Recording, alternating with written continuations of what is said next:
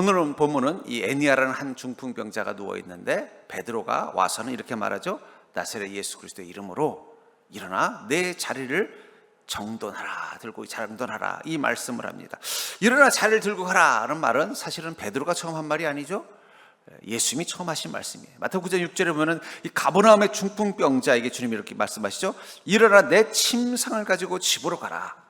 또 요한복음 5장 8절부터 9절에서는 베데스다 목가에서 38년간 일어나지 못했던 그 병자를 향해 주님이 이렇게 말씀하십니다. 일어나 내 자리를 들고 가라. 옆에서 그것을 보았던 베드로는 성령님을 대신해서 지금 이 중풍병자를 일으킬 때 뭐라고 말하면서 일으키는 거예요? 예수 그리스도께서 너를 낫게 하시니 일어나 내 자리를 정돈하라. 근데 저는 이 말씀을 들으면서 늘 의문이 있어요. 여러분, 지금 이 사람을 낫게 한다는 건 뭘 말하는 거예요? 일어나는 것입니다. 중풍병의 그 마비된 근육이 풀려서 손발이 멀쩡하고 다리가 멀쩡해서 일어나 걸으면 되는 거예요. 베데스다 목가에서 38년 동안 병자로 있었던 사람에게 주님의 은혜가 임하는 것은 그가 일어나서 걷기만 하면 되는 것입니다. 근데 왜 주님은 일어나라는 그 말씀에 자리를 들고 일어나라, 혹은 오늘 본문의 말처럼 일어나 내 자리를 정돈하라 말씀하셨을까요? 하나님이 우리를 일으켜 세우시는 목적이 있다는 거예요. 그것은 우리의 자리를 들고 일어나는 삶, 우리의 자리를 정돈하는 삶을 살게 하시기 위해서 주님은 우리를 일어나게 하시는 것입니다. 단순히 일어나는 것만이 목적이 아니라는 거예요. 어쩌면 그것은 자리를 정돈할 수 있도록, 자리를 들고 일어날 수 있도록 하시기 위해서 주님이 주시는 첫 번째 은혜가 일어날 수 있는 능력을, 힘을 경험하는 것입니다. 그러면서 주님이 우리에게 주시는 은혜는 일어나는 은혜가 아니라 우리의 자리까지 정돈되는 은혜를 경험하는 거예요.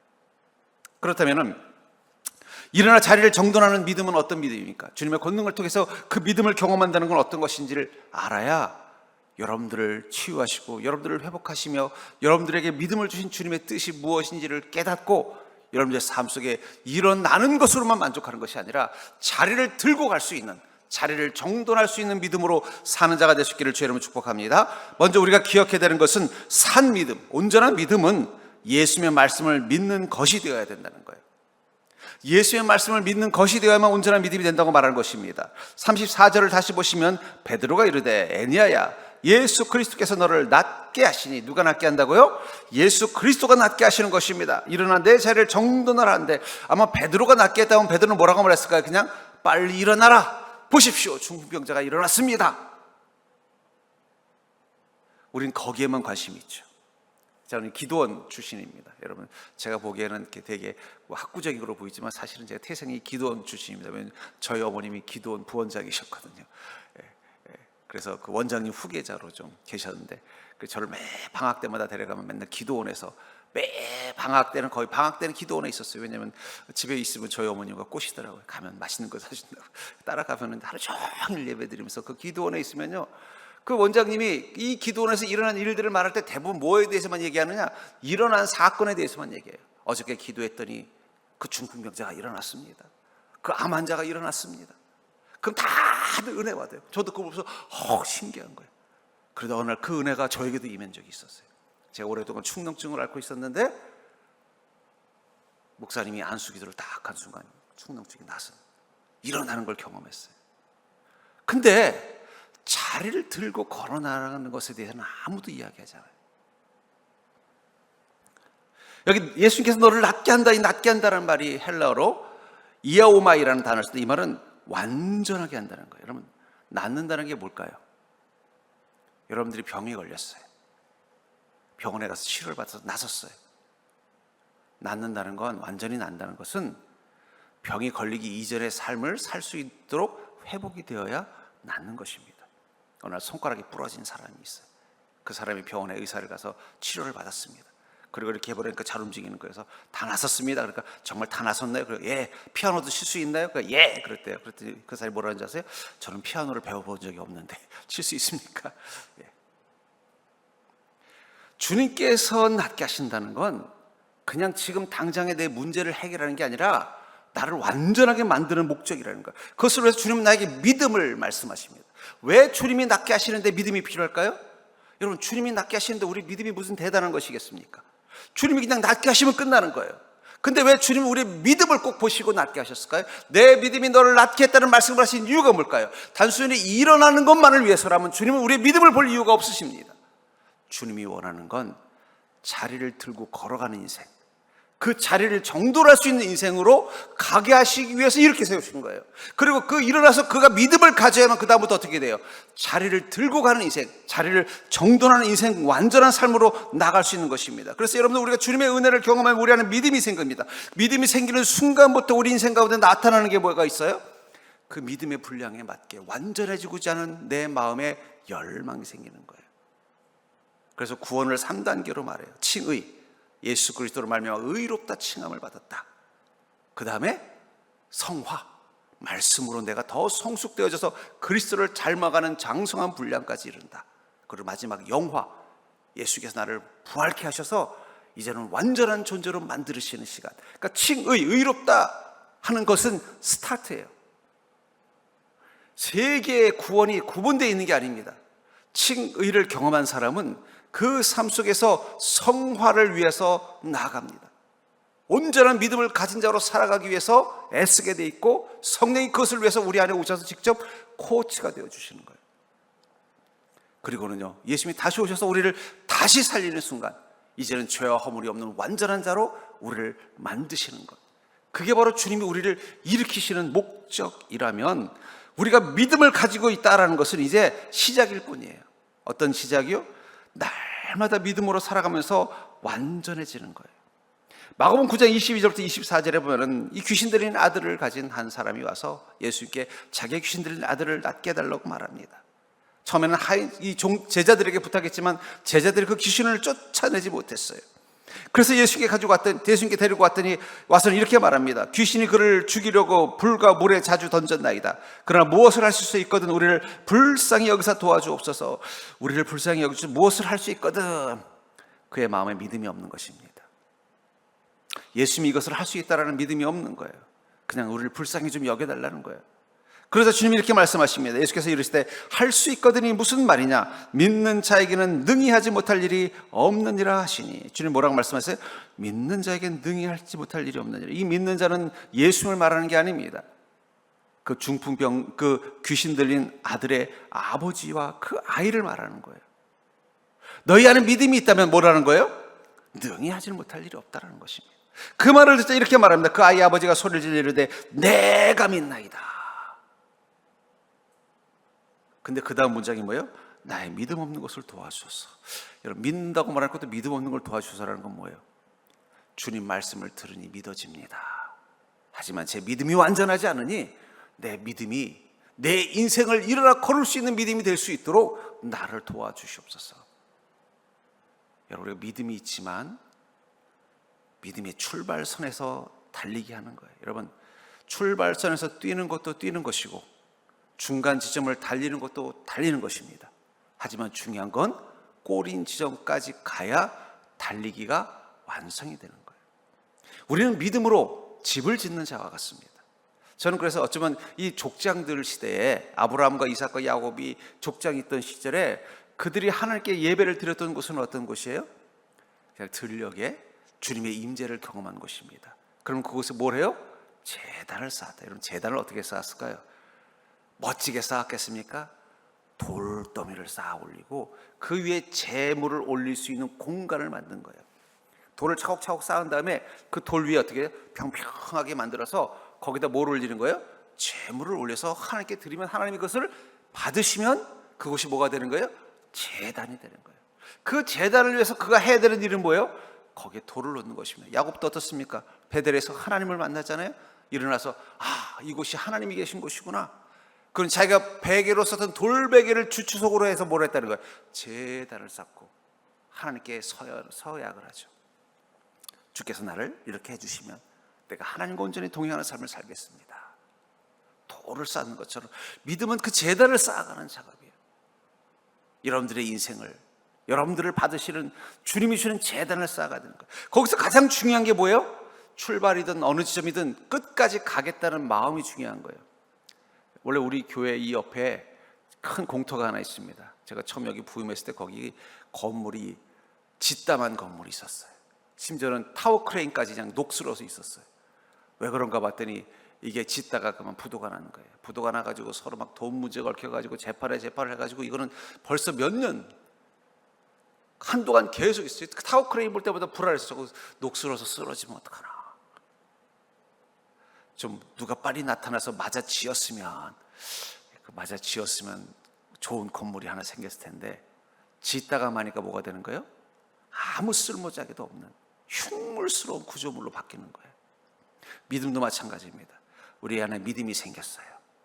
그 믿음이 주님께서 완전케 하실 때까지 믿음의 경주를 멈추면 안 돼요. 계속 하루하루 믿음으로 나아가는 게 필요해요. 계속 지어져 가는 거예요. 어쨌든 지붕까지 얹어야 집이 되는 거잖아요. 믿음은 시작은 쉽지만 완성은 힘든 일이에요. 왜 믿음은 시작은 쉬울까요? 예수님을 만나기만 하면 되니까. 영접하기만 하고, 돈 드는 일도 아니고 수고가 필요한 것도 아니고 엄청난 희생이 필요한 것도 아니에요. 그냥 예수 그리스도를 만나면 돼. 이 귀신들이 아이의 아버지가 바로 그 자리에서 예수를 믿게 된 믿음을 가지게 된 것처럼요. 하지만 그 믿음이 자기의 자리를 들고 일어나 걸을 수 있는 믿음이 되려면 그걸로 만족하면 안 되는 거예요. 계속 그 믿음이 자라나가는 시간들을 매일매일 경험하는 것입니다. 여러분들 날마다 무엇을 하며 사느냐?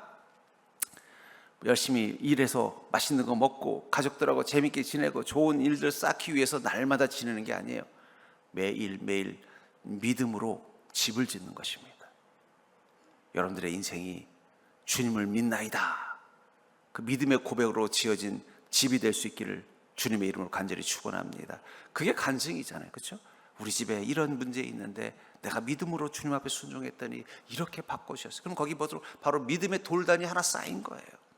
내가 이런 어려움 겪고 있었는데 주님께 간절히, 주님 나의 믿음 없음을 도우소서 기도했더니 주님이 오셔서 어떻게 해요? 일어나라, 내 자리를 들고 일어나라 말씀하셔서 제가 그곳에서 일어나서 내 삶을 또 바꾸었습니다. 그럼 믿음의 돌단 하나를 더 쌓은 것입니다.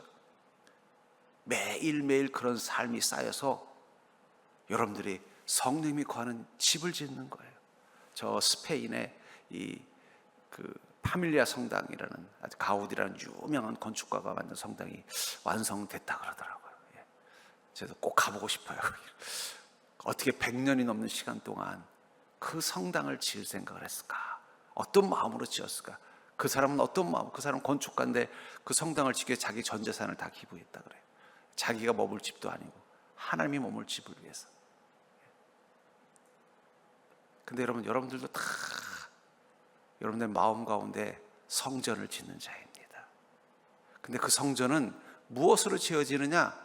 믿음의 벽돌로 지어지는 거예요. 내가 하루하루 믿음으로 살아가는 시간들, 밥 먹는 시간이지만 믿음으로 사는 시간, 일하는 시간이지만 믿음으로 살아가는 시간, 가정에 머물지만 믿음으로 살아가는 시간들, 그 시간들이 쌓여서 여러분들의 인생이 성령님이 머무는 성전이 되어가는 것입니다.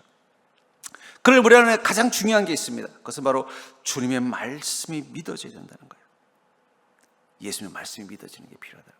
감사하게도 이 귀신 들린 아이의 아버지는요, 주님의 말씀이 믿어졌어요. 어떤 말씀이요? 할 수 있거든이 무엇이냐? 무슨 말이냐? 믿는 자에게는 능히 하지 못할 일이 없느니라. 그 말씀이 믿어지는 믿음이 생긴 것입니다. 그러니까 뭐라고 해요? 예, 믿습니다 하고 보니까 자신의 믿음이 연약한 걸 알았어요. 그러니까 뭐라고 말해요? 나의 믿음 없음을 주님 도와주시옵소서. 그 말은 내가 그 말씀을 온전히 믿고 그 믿는 대로 사는 자가 될 수 있게 해달라는 기도입니다. 그리고 주님께서 그 말씀을 들으시고 어떻게 했어요? 그 아이의 병을 낫게, 귀신을 쫓아내 주셨다라고 말하고 있는 것입니다. 여러분들은 주님의 말씀이 믿어집니까? 어떤 말씀은 믿어지고 어떤 말씀은 안 믿어지면요, 그건 믿는 게 아닙니다. 여러분들, 모든 말씀이 믿어져야 돼요. 그래야 그때부터 그 말씀이 뭐가 돼요? 산 믿음을 주는 능력이 되는 것입니다. 전 여러분들이 예수 그리스도의 모든 말씀을 믿는 믿음을 가진 자가 되시기를 주의 이름으로 축복합니다. 두 번째로, 일어나 자리를 정돈하는 믿음의 특징은, 산 믿음은 믿음대로 행동하는 믿음이 되어야 된다는 거예요. 우리가 정말 살아있는 믿음, 자리를 들고 일어나는, 내 자리를 정돈할 수 있는 믿음으로 나아가려면요, 믿음대로 행동하는 믿음이 되어야 된다는 것입니다. 34절을 다시 보시면 베드로가 이르되 에니야야, 예수 그리스도께서 너를 낫게 하시니 일어나 내 자리를 정돈하라 한데 곧 일어나니. 여러분, 정돈하라 말을 끝나자마자 어떻게 했다는 거예요? 이 중풍병자는 마치 짜고 치는 고스톱처럼 벌떡 일어나더라는 거예요. 며칠 있다 일어난 것도 아니고 몇 시간 일어났다 일어난 것도 아니고 막 일어나려고 애를 쓰는 신용도 게 아니라 무슨 잠의 자리에서 일어난 것처럼 곧 일어났다는 거예요. 여기서 곧이라는 말이 유테오스라는 단어인데 이번엔 즉시 혹은 직접이라는 거예요. 이 사건에서 중요한 포인트는 뭘까요? 베드로가 주님의 권능을 사용했다가 아닙니다. 병자의 반응이라는 거예요. 곧 일어났다. 예수님께서 너를 낫게 하신다는 말을 듣자마자 그는 어떻게 됐어요? 그 믿음으로 곧 일어나는 자가 됐다는 것입니다. 여러분, 이 병이라는 게 우리에게 고통만 주는 게 아니라 우리에게 삶의 관성을 만듭니다. 어떤 거예요? 어쩔 수 없어, 나는 이걸 안고 살아야 돼, 이런 마음을 살게 하는 거예요. 근데 뭐라 그러는 거예요? 주님의 말씀을 듣고 믿어지니까 어떻게 해요? 그걸 부인하고 곧 일어날 수 있게 됐다는 것입니다. 마가복음 6장 4절부터 6절에 보면은 예수님께서 어릴 적에 살았던 나사렛에 갔었던 사건을 이렇게 표현합니다. 예수께서 그들에게 이르시되 선지자가 자기 고향과 자기 친척과 자기 집 외에는 존경을 받지 못함이 없는 일에 하시며 거기서는 아무 권능도 행할 수 없어 다만 소수의 병자에게 안수하여 고치실 뿐이었고 그들이 믿지 않음을 이상히 여겼더라. 예수님께서 나사렛에 가실 때 어떤 마음이었겠어요? 거기 친척도 있고 형제도 있고 자기의 추억도 있고 동창도 있고 아마 어릴 때부터 봐왔던 이웃 중에는 병자들도 있었을 것입니다. 주님이 그들의 병을 다 치유하고 싶어서 일부러 갈릴리 나사렛으로 간 거예요. 근데 아무도 주님을 믿고 믿는 자답게 반응하지 않더라는 거예요. 그저 그들의 머릿속에 뭐예요? 어릴 적의 예수, 자기와 친한 친구의 동생. 예수님의 장자니까 친구의 동생은 아니겠네요. 친한 친구의 형. 그 생각이 주님을 온전히 믿을 수 없고 믿음으로 반응하지 못하겠다는 거예요. 그랬더니 아무 권능당할 수 없었고 다만 소수의 병자에게 안수하여 고쳐. 아마 분명히 그 소수의 병자는 예수님이 꼭 치료하고 싶었던 사람이었을 것 같아요. 우리 이웃집 그 아저씨 어릴 때부터 다리 저렸는데 주님, 제가 이번에 가면 그 사람 병을 치유하겠습니다. 전에 같이 있을 때는 제가 아직 때가 되지 못해서 그의 병을 낫게 하지 못했는데 이제 주께서 내게 권능을 행할 수 있는 때를 허락하셨으니 가서 그 사람의 다리를 낫게 하게. 그러니까 이 소수는 주님이 그 어릴 적에 이곳에 머물면서 그 마음에 긍휼히 여겼던 사람들이에요. 그때는 하나님이 허락하지 않아서 그들을 치유할 수 없었던, 그들을 치료할 뿐 받아들이지 못하는 사람들에겐 아무 일도 하지 못하면서 이렇게 말씀하시죠. 믿지 않음을 이상히 여기셨더라. 지금 너무 이상하다는 거예요. 다른 이들은 믿고 변화되고 일어나고 자리를 정돈할 수 있는데 그들은 일어나지 못하다는 거예요. 곧 일어날 수 있는 이 믿음, 마치 이 중풍병자가 곧 일어난 것처럼 바로 일어날 수 있는 믿음에게 필요한 게 있습니다. 믿고 즉시 순종하는 거예요. 믿고 즉시 순종하는 거예요. 제가 고등학교 때 공부할 때 보니까 공부 잘하는 애들은 특징이 뭔가 봤더니 선생님이 수업을 듣고 답을 알잖아요. 풀이하는 법을 알잖아요. 그러면 그걸로 바로 끝나자마자 자기가 응용 문제를 풀어봐요. 근데 우리 같은 친구들은 하는 거는 덮고 매점으로 달려갑니다. 그럼 갔다 오면 또 까먹는 거예요. 근데 그 친구는 안 가고 앉아서 선생님이 가르쳐준 공식 가지고 이 문제를 계속 즉시 반응하더라고요. 제가 깨달았습니다. 저래야 공부를 잘하는구나. 믿음도 그렇습니다. 듣고 즉시 순종하는 믿음은 우리의 자리를 일어날 수 있는, 자리를 정돈할 수 있는 믿음이 돼요. 행동과 지속력 있는 믿음이 된다는 거예요. 지속력이라는 건 여러분 확신만큼 가는 거예요. 여러분, 주님의 말씀이 믿어진 만큼 우리는 그 믿음대로 행하는 것입니다. 믿음의 힘은 바꾸는 힘입니다. 우리의 생각을 바꾸고 우리의 생활을 바꾸고 그 결과 우리의 인생을 바꾸는 게 믿음의 능력이에요. 그러니까 믿음이 능력이 되려면요 필요한 게 있습니다. 절대 가져서는 안 되는 믿음이 있어요. 첫 번째는 재는 믿음이에요. 재는 믿음이 뭐예요? 이렇게 믿으면 되나? 저렇게 믿어도 되나? 이렇게 믿으면 내가 손해인 것 같은데 재는 믿음은 능력이 없어요. 두 번째 믿음, 냄비형 믿음이에요. 은혜 받으면 막 그냥 뭐 아골골짝 빈들에도 뭐 갈 것처럼 하다가 조금 은혜 떨어지면 또 전혀 믿음 없는 사람처럼 하는 이 냄비 믿음도 그 능력을 못 경험해요. 마지막에 먼저 손가락질 믿음이 있어요. 믿음이 있다고 해서 말만 하는 거, 이렇게 행동하지 않는 믿음. 절대로 믿음이 좋은 사람은 재지도 않고 변덕도 안 부리고 말만 하지도 않는다. 즉시 일어났다는 건 뭐예요? 그 말이 믿어지니까 뭐 생각할 필요 없어. 나 중풍병자인데. 근데 가짜라고 보일 거 아니야. 이런 생각할 틈이 없어. 일어나니까 벌떡 일어나는 거예요. 그리고 그 은혜가 어떻게 돼요? 계속 사라지지 않는 거예요. 그리고 믿음대로 순종하면서 행동으로 나아가는 것입니다. 주님께서 가장 큰 믿음이라고 말했던 인물 중에 하나가 바로 이 백부장이에요. 혈루증 앓는 여인도 그렇고 백부장도 그렇고. 왜 주님은 그들의 믿음을 인정했는가? 제가 주일날 이 백부장의 믿음에는 소유가 아니라 존재가 있었다라고 말씀드렸잖아요. 또 다른 부분도 주님이 보신 것 같아요. 그게 바로 뭐냐면 행동하는 믿음이라는 거예요. 마태복음 8장 7절부터 10절에 보니까 이 백부장이 하인을 고쳐달라고 요청했을 때 내가 가서 고쳐주리라. 백부장이 대답하여 이르되 주여 내 집에 들어오심을 나는 감당하지 못하겠사오니 다만 말씀으로만 하옵소서. 그러면 내 하인이 낫겠나이다. 나도 남의 수하에 있는 사람이요 내 아래 군사도 있으니 이더러 가라 하면 가고 저더러 오라 하면 오고 내 종도로 이것을 하라 하면 하나이다. 예수께서 들으시고 놀랍게 여겨 따르는 자들에게 이르시되 내가 진실로 너에게 이르노니 이스라엘 중 아무에게도 이만한 믿음을 보지 못하였느라. 이 백부장은 어떤 삶을 사는 사람이에요? 사령관, 군대에서 명령에 절대적으로 순종하고 복종하는 삶, 명령하면 죽으러 갈 수 있는 차지를 향해서도 뛰어갈 수 있는 삶이 훈련된 사람이에요. 그 삶을 가지고 그는 주님 앞에서도 어떤 믿음을 가진 거예요?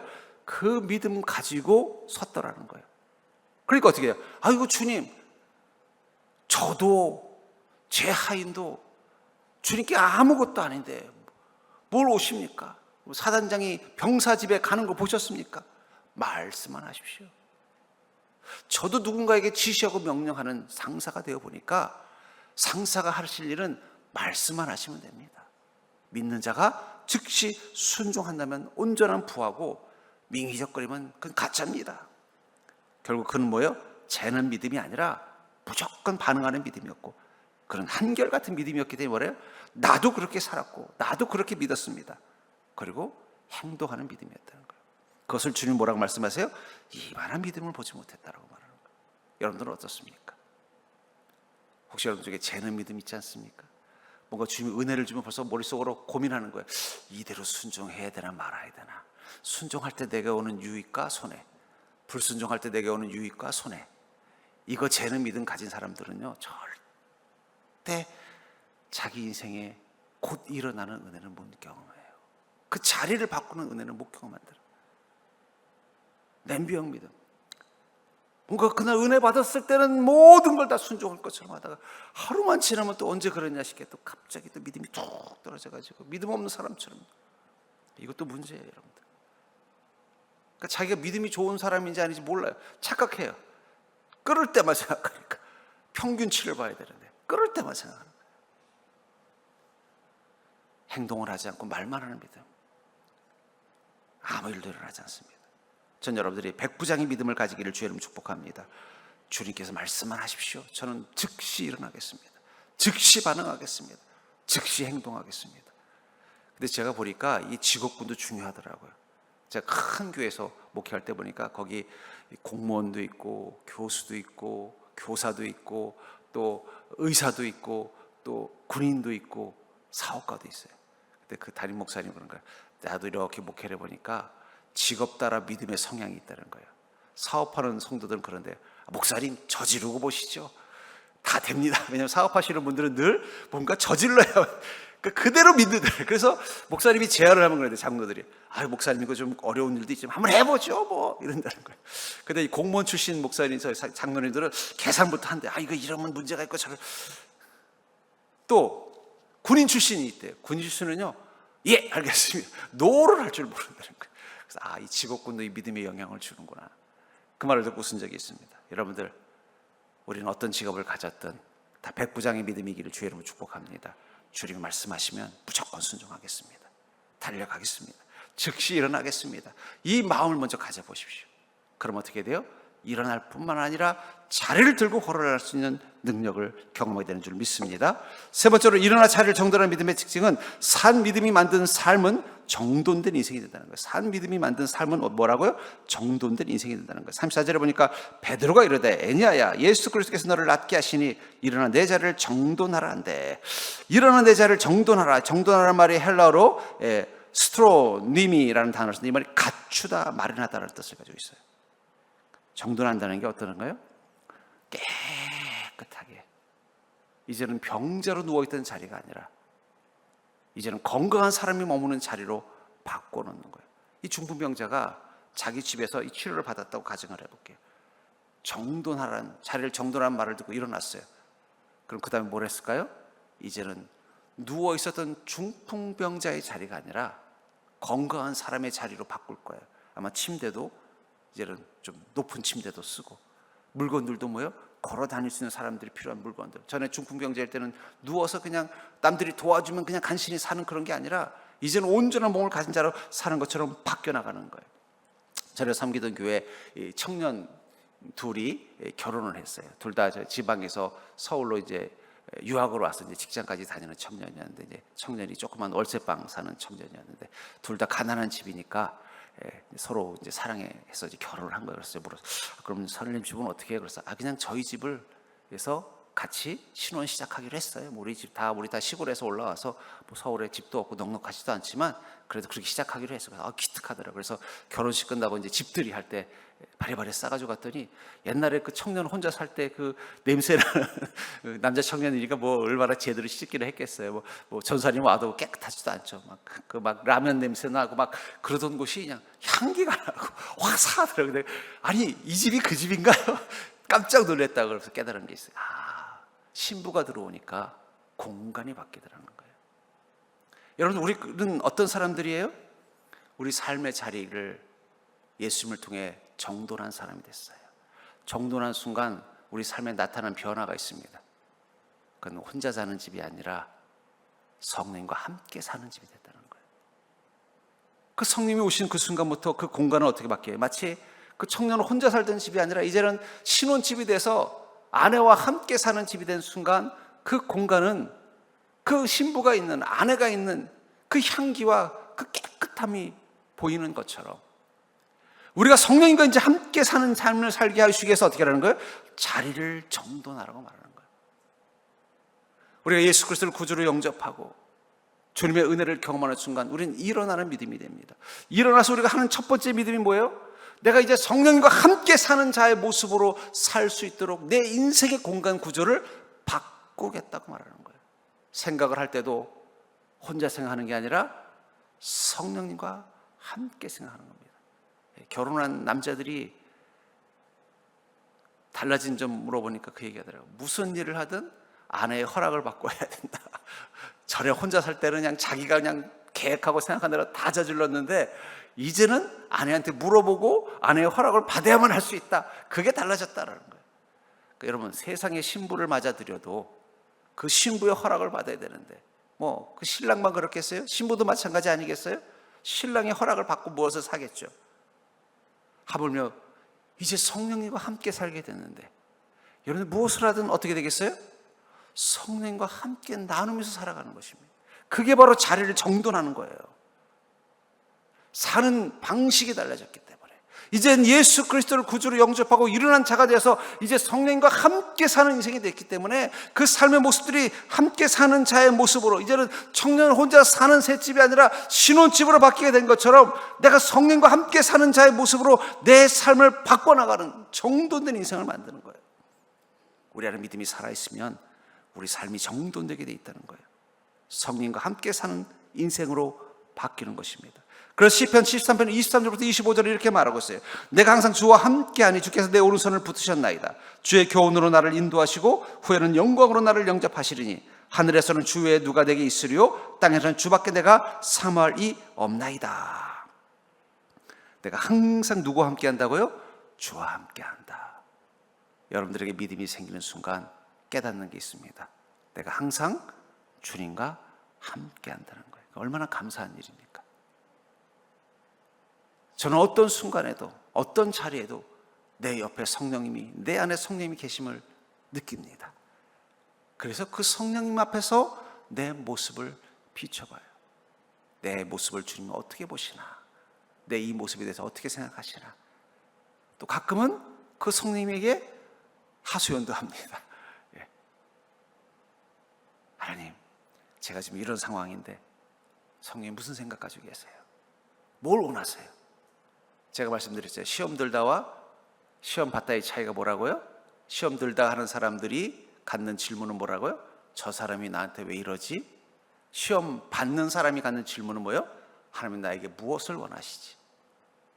저는 어떤 상황에도 이 질문을 내 옆에 계신 성령님께 드려요. 성령님, 저한테 뭘 원하세요? 제가 이런 일을 겪도록 하신 이유가 뭐세요? 저는 사람 찾지 않습니다. 여러분, 어디 식당 가서 불편한 일이 있었을 때 제일 중요한 말이 뭐예요? 사장님 나오라고 하는 거예요. 매니저 나오라고 그랬지. 점원하고 싸워봤자 아무 의미 없어요. 그 사장님 좀 나오라고 하시오 하면은 다 끝나는 거예요. 뭐 사람들한테 시달리고 사는 것 가지고 불만하세요. 주님 나오시라고 해야지. 성령님, 왜 제가 이런 일을 겪어야 됩니까? 성령님 뭘 원하세요? 말씀하십시오. 저 순종하겠습니다. 그거만 다 해결되는 거예요. 그게 인생의 자리를 정돈하는 것입니다.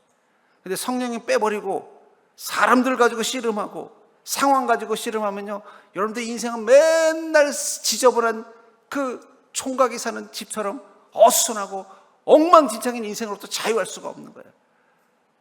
절대로 이제부터 혼자 사는 인생이 아니라 신랑 대신 예수님과 함께 사는 신혼집으로 내 인생을 바꾸겠습니다. 그게 바로 주와 항상 내가 함께 한다는 거예요. 주께서 내 오른손을 붙으셨나이다. 하지마, 내가 할게. 하나님이 하신다고 하시는 거예요.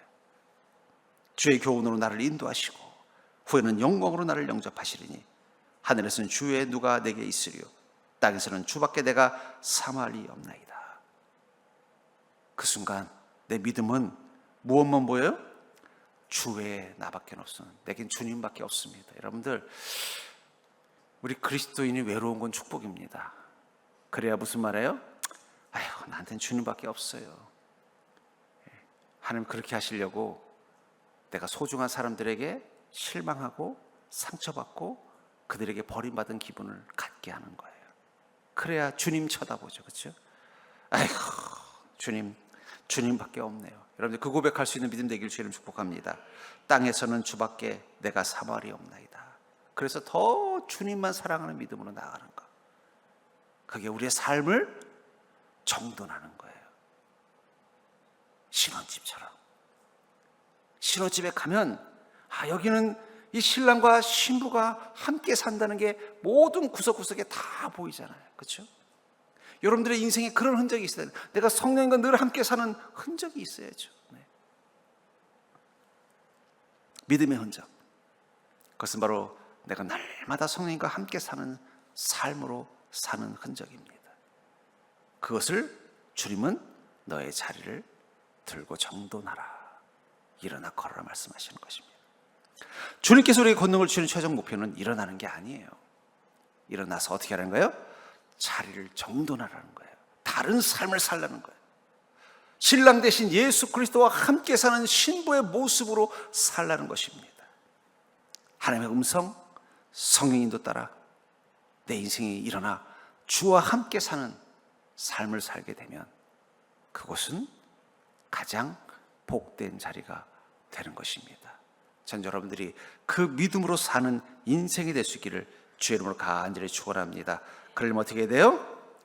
주님의 말씀을 무슨 말씀이든 믿는 믿음으로, 또 무엇을 하든 주님이 말씀하시고 믿음이 생기면 곧 일어나는 믿음으로, 그리고 여러분들의 인생 가운데 계신 그 오직 나에게는 주님밖에 없다는 고백으로 주님과 동행하며 주밖에는 내가 삼할이가 없습니다라는 고백으로 주님을 사랑하는 마음으로 하루하루 살아간다면 여러분들은 삶 속에서 나와 함께 계신 주님, 그분이 내 인생의 자리를 일어나게 하시고 또 내 자리를 정돈케 하시는 그 은혜를 경험하게 될 줄 믿습니다. 여러분들 그 은혜를 누리고 사는 자가 될 수 있기를 주의 이름으로 간절히 축원합니다.